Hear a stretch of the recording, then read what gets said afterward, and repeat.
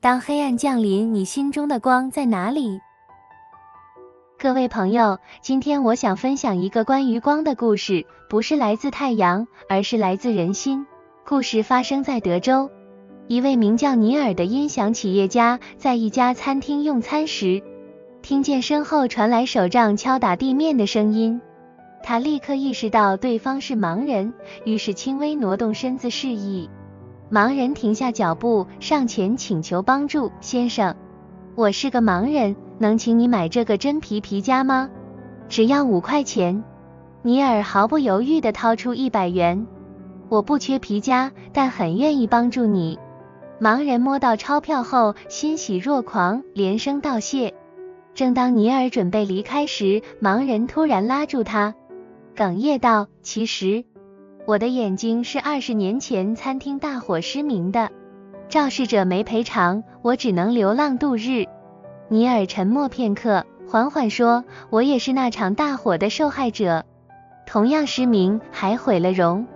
他拉起盲人的手，触摸自己脸上的伤痕，接着说：但我和你不同的是，我从未觉得这是神的不公平，因为失去视力，我的听觉变得极度敏锐，让我能在音响领域成功。我始终相信，所有表面的不幸，都是神要给我更大的祝福。此时，盲人激动质问：为什么我们遭遇相同？你成了企业家，我却一无所有。答案就藏在尼尔最后一句话里，因为信念决定了我们如何回应命运。同样的黑暗，不同的光。这两人的人生像镜子映照出2种选择。盲人选择成为受害者，他反复质问：为什么是我？将失明视为终点，用乞讨换取同情。尼尔选择成为转化者，他思考这能带给我什么？把听力的敏锐变成事业优势，用创新突破限制。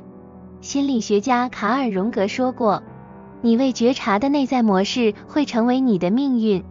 当一个人认定自己注定悲惨，他的行为就会不断验证这个预言，就像盲人困在不公平的思维牢笼中，让20年光阴虚度。信念是内在的指南针。有人说，性格决定命运，但性格从何而来？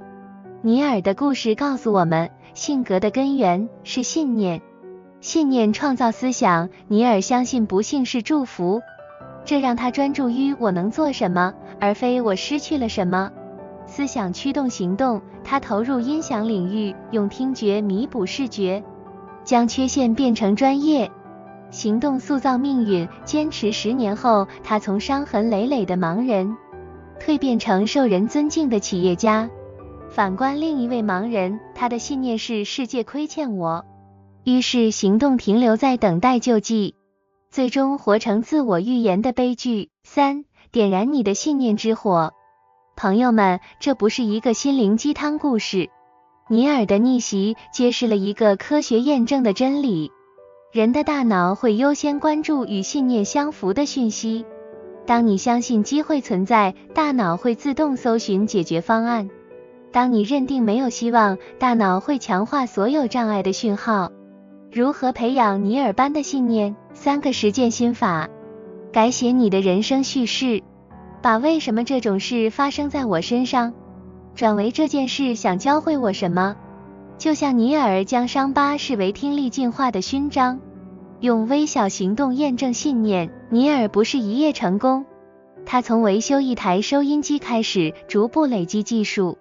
每一次小成功都在强化他的信念，我能做到。与痛苦签订成长契约。哲学家尼采说，杀不死我的，使我更强大。尼尔接纳伤痛，但拒绝被伤痛定义。他与命运签下一份契约，你给我黑暗，我就用它锻造星光。结语：你是自己命运的叙事者。最后，我想用活出意义来。作者维克多·弗兰克的话作结：人无法避免苦难，但永远能选择面对苦难的态度。故事中的2位盲人其实存在于我们每个人心中。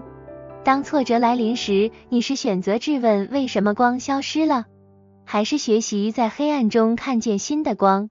此刻，请摸摸你的胸口，那里跳动的，不是一颗被命运摆布的心，而是一簇能够燎原的信念之火。谢谢大家。最后来个幽默小语吧。在深夜里，王老师批改完最后一份试卷，疲惫地拧开了收音机，想听音乐放松一下。